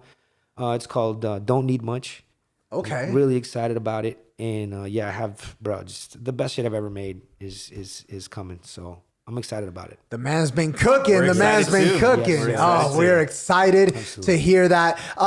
You see all that good stuff on the screen. Ivan, where can the people find you? Let's say, you know what I'm saying? Well, we got the people that want to listen to your sounds. Absolutely. Where can they find you? Well, D.U.Ivan. Put that in the Googles, and the rest should follow suit. All social media at D.U.Ivan, maybe D.U.Ivan 305, but most likely at D.U.Ivan. D.U.Ivan.com is up, but it's under construction. So maybe by the time this comes out, it'll be ready to go. So check it out. D.U.Ivan.com. Do it. You might have. It'll be ready by the time this comes out. There you go. You know, Setting goals. Done. Right. That's how you make sure it happens. I say it's This gonna do it. Now I have to do it. is recorded. Yeah. So boom. Yeah. D.U.Ivan.com, and then the rest will come. Beautiful, beautiful. Follow the man on the Instagram. You follow the man on all social media platforms. You see all that good stuff on the screen. The man's talented. The man's got fashion. The man's got skills, ladies and gentlemen. God. Gabe, what do you got for the people before we start wrapping up? I heard you say rapping. I thought we were about to go into a freestyle right now. I'm like, I am not prepared. Not prepared to rap. Pulls out the flute. Just not prepared for this. Oh my God. I just brought my xylophone. And congratulations on all your success. Thank you so much, man. It's infectious. I want to go out and do shit now. Yeah, I want to sure. be a modern day Da Vinci. Let's smoke a little pot, and I'll show you guys some new records. Oh, shit. I'm ready. Okay, I'm there ready. you go. There Let's you wrap go. up There you go. now. Let's wrap up now. And on that note, you know what I'm saying? Ladies and gentlemen, every Thursday at midnight, what are you doing? You know what I'm saying? You go on YouTube, because, yeah, we got Apple Podcasts, we got Deezer, we got Spotify, we got all that. We're on damn Pandora. Bro, you send me a DM, I'll send you a cassette, bro. You know what I'm saying? I'll figure it out. But more than anything, you go on the YouTube, because that's how you get the visuals. That's how you get all that good stuff. That's how you see the man and his fashion sense on. Can you flex on? Thank you, the Jordans. That was beautiful. Oh my God, and that's a beautiful colorway. God, it really is. It really is. Oh, I love it. I love it. Ladies and gentlemen, every Thursday at midnight, you know what it is. Holla. Peace. And it don't matter what the world thinks. You can say how you feel on midnight in Miami. When you can push it to the limit, it gets real with only one and ill. You're locked into me.